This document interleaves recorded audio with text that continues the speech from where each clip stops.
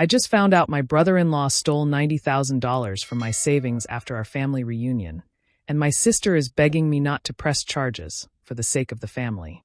The smell of burnt sugar and cheap cologne still clung to the air in my apartment, a sickly sweet residue of the annual family reunion. I stood in the kitchen, stacking sticky plates, my nerves vibrating like a plucked wire. 3 days. 3 days of forced cheer, strained smiles, and the relentless, low-grade anxiety that only my sister, Sarah, and her husband, Mark, could inspire. I had hosted this year, a decision I already regretted.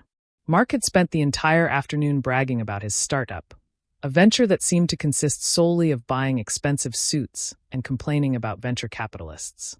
Sarah, meanwhile, had subtly critiqued my choice of wine, my new sofa, and the fact that I hadn't yet produced a grandchild for my mother. It was midnight. Silence had finally settled, heavy and satisfying. I picked up my phone, intending to order a ludicrously expensive takeout dessert just for myself, a reward for surviving the ordeal.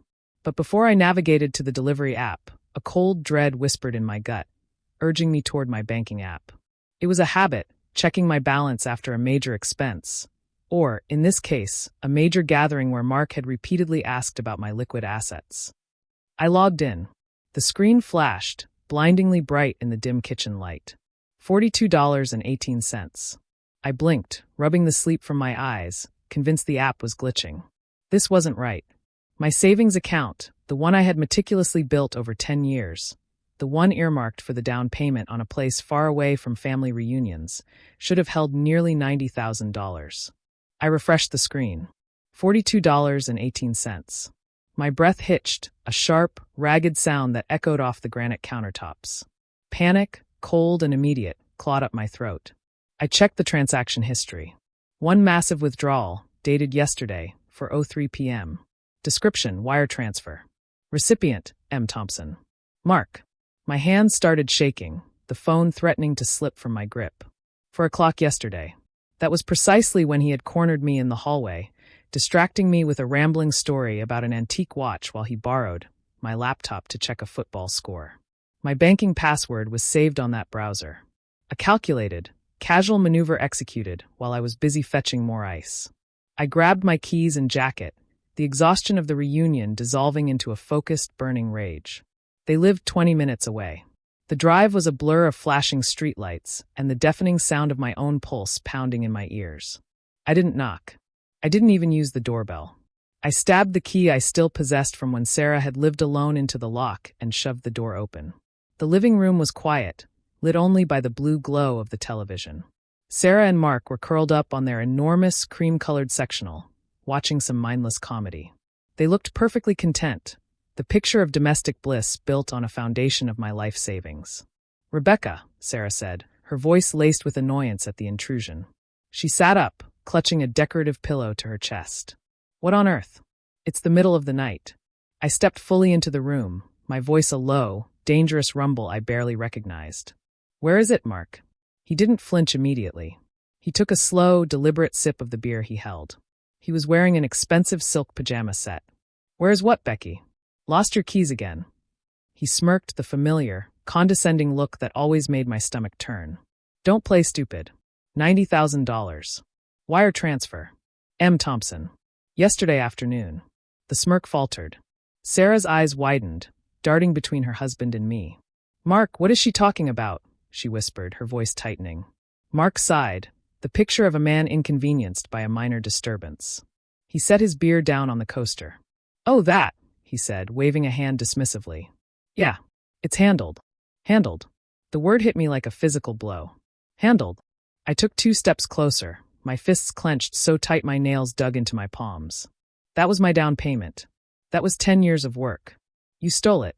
"Stole is a strong word, Rebecca," Mark corrected, leaning back, crossing one leg over the other. He looked utterly unconcerned. "Think of it as an interest-free long-term loan." "You didn't ask." I spat, the word tasting like ash. "You accessed my private account and drained it without permission." Sarah finally found her voice, high-pitched and shaky. "Mark, you took Rebecca's money? Why would you do that?" He rolled his eyes at his wife, a gesture of profound impatience. "Because, Sarah, we needed it. The series of funding fell through. I told you." This is just temporary capital to bridge the gap until the next round. It's for the business. The business, I repeated, the irony a bitter taste. The one that sells nothing and employs only you? It's a conceptual venture, Rebecca. You wouldn't understand the complexity of the disruptive market strategy, he sneered. But the point is, it's going to be huge. We'll pay you back. With interest, eventually. Eventually, I echoed. When? When your imaginary company collapses and you declare bankruptcy. Mark finally stood up, towering over me slightly. He folded his arms across his chest, the picture of injured pride. Look, you have a solid job. You're single. You don't have dependents. You're fine. You don't need that money right now. It was just sitting there, depreciating. He snorted, a sharp, ugly sound. We needed it more. The casual cruelty of that statement, the utter lack of remorse, the entitlement. It froze the raw rage in my chest and replaced it with a cold, solid block of determination. Sarah, however, was starting to panic.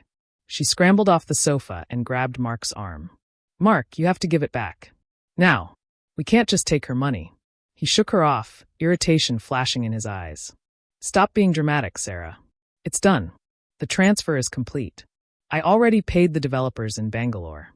It's invested. It's working for us. He turned back to me, his expression hardening. Now, get out of my house, Rebecca. You're being hysterical. I didn't move. I looked at Sarah. She was my older sister, the one who taught me how to ride a bike, who defended me from bullies in junior high. Now she stood there, pale and trembling, prioritizing her husband's precarious ego over my financial ruin. Sarah, I said, my voice barely a whisper. Did you know about this? She wrung her hands, avoiding my gaze. No, not exactly. He said he had a plan to secure capital. I didn't think he meant yours.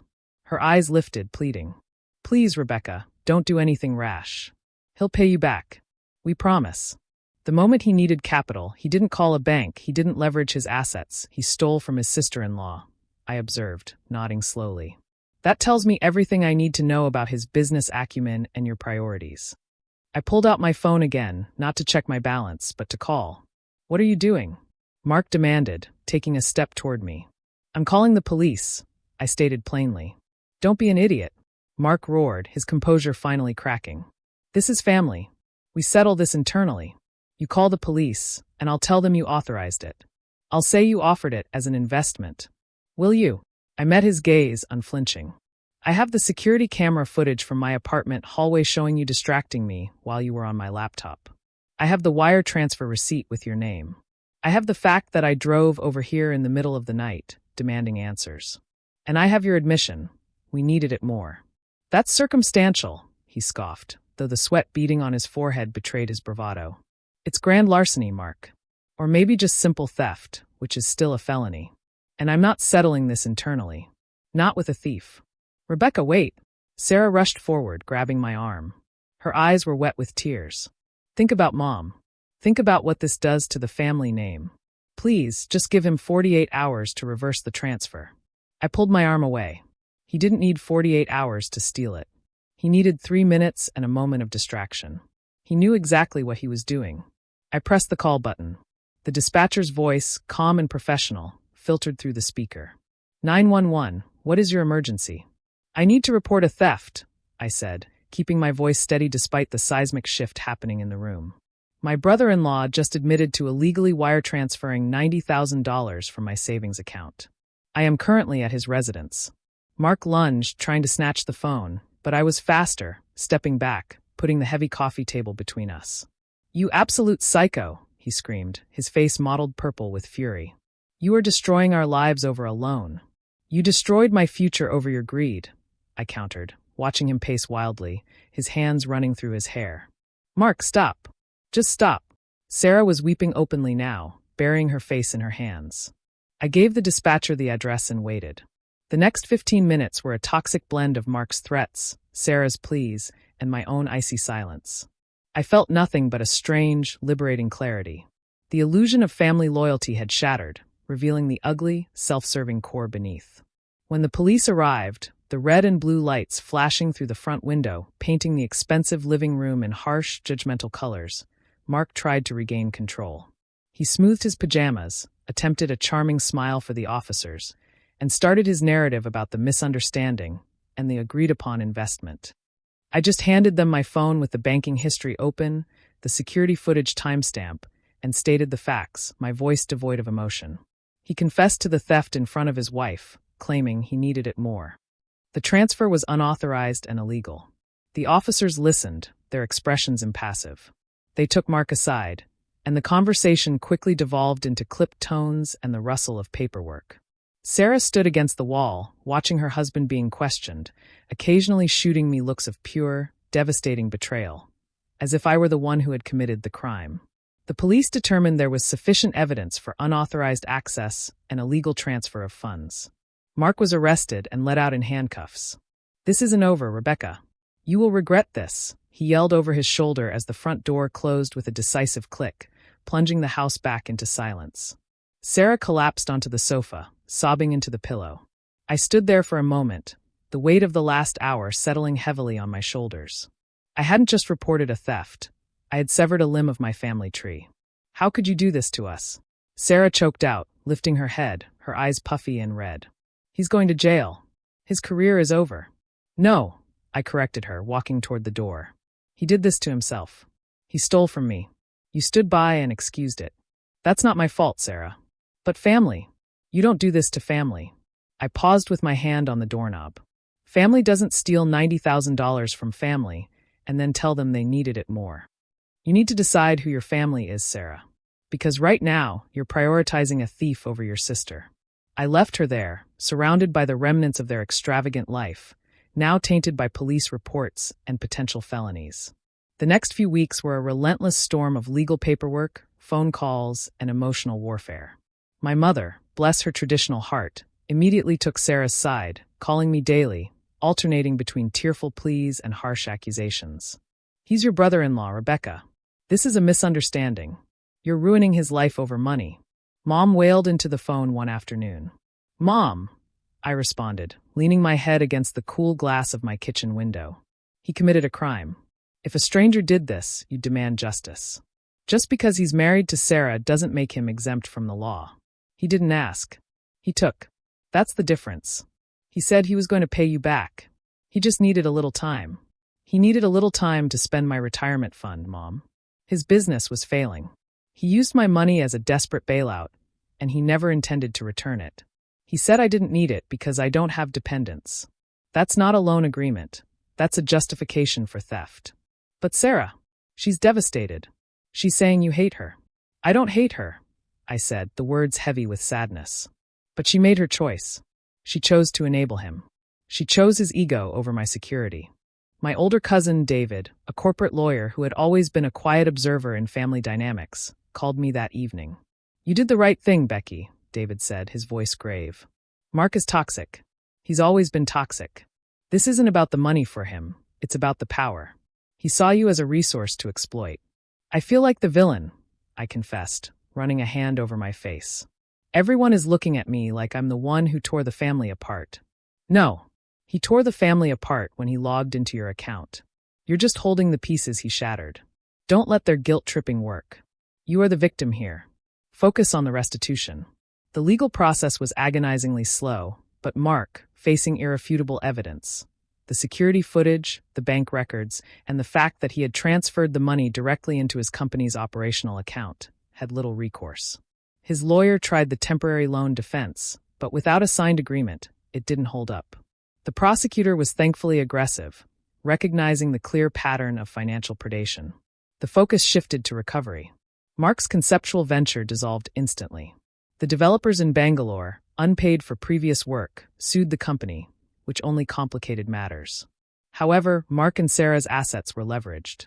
Their expensive sectional, the luxury car, the antique watch Mark had been bragging about, all were now collateral. The day of the sentencing, I sat in the courtroom, not for revenge, but for closure.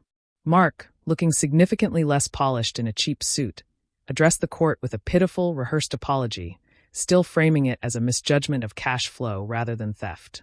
When the judge delivered the sentence, 18 months suspended, 5 years probation, and mandatory full restitution, a wave of relief washed over me. Mark would avoid prison, but his reputation was destroyed, and he was financially ruined. More importantly, I would get my money back, even if it took selling their assets. After the hearing, I walked out of the courthouse and found Sarah waiting for me near the steps. She looked hollowed out, wearing clothes that seemed too big for her. "I need to talk to you," she said, her voice flat. "I don't think we have anything left to discuss, Sarah." "Yes, we do. He's gone. He's staying with his parents. I filed for divorce this morning." She lifted her chin, tears welling up again. I realized, when he was standing there, lying to the judge, that he didn't care about me. He only cared about the company. And he certainly didn't care about you. I looked at my sister, seeing the ghost of the girl who had shared secrets with me in the dark. "I asked him, Sarah," I said quietly. "I asked him why he did it. He said he needed it more. And you stood there, defending him. You put his need over my safety. That's what I can't forget. I was scared. He controlled everything. He told me if the business failed, we'd lose the house," she pleaded. "And you thought stealing from your sister was the solution to saving your house?" She didn't answer immediately. She just stared at the ground, shuffling her feet. "I'm sorry, Rebecca. Truly. I was weak. I should have stopped him. I should have believed you. Apologies are cheap, Sarah. Restitution is what matters now. Not just the money, but the trust. And that, I don't think you can ever repay. I didn't forgive her. Not then. I couldn't. The wound was too fresh, the betrayal too deep. But I saw a flicker of the person she used to be, buried beneath years of Mark's influence and entitlement. I'm moving out of state, I told her. I'm taking the down payment money, when it comes through, and buying that small condo I always wanted, somewhere far away from here. I need distance. Can we still talk? She asked, her voice barely audible. Maybe someday, I conceded. But for now, I need silence. I need to rebuild my life without the shadow of your choices hanging over it. I walked away, leaving Sarah alone on the courthouse steps. The weight of the family drama still lingered, but it no longer felt like a crushing burden. It felt like a story I had survived. It took 6 months for the full restitution to be finalized. The funds hit my account on a Tuesday afternoon. The balance flashed, $90,000. I stared at the number, not with joy, but with a profound sense of vindication. It wasn't just money. It was the return of my autonomy, the reclaiming of my decade of hard work. I immediately wired the funds to the escrow account for a small, 2-bedroom condo in a city 3 states away. The closing was 2 weeks later. The day I signed the final papers, the real estate agent handed me the keys. They felt solid and heavy in my palm. I stood in the empty living room, the late afternoon sun streaming through the window, illuminating the dust motes dancing in the air. This space was mine. No one knew the address. No one had a spare key. I pulled out my phone and took a picture of the view, a quiet street lined with oak trees. I sent it to David. "The view from my new place," I texted simply. He replied instantly. "Good. Now go change your banking passwords and enjoy the peace." I smiled, a real smile that reached my eyes, the first one in months. The anger hadn't vanished, but it had calcified into strength. The betrayal had been devastating, but it had also been the catalyst for my escape. Mark and Sarah thought they needed my money more. They were wrong. I needed my independence more. And now I had it. I locked the door to my new, quiet life, turned the key, and walked toward the future, finally free of the debt of misplaced loyalty.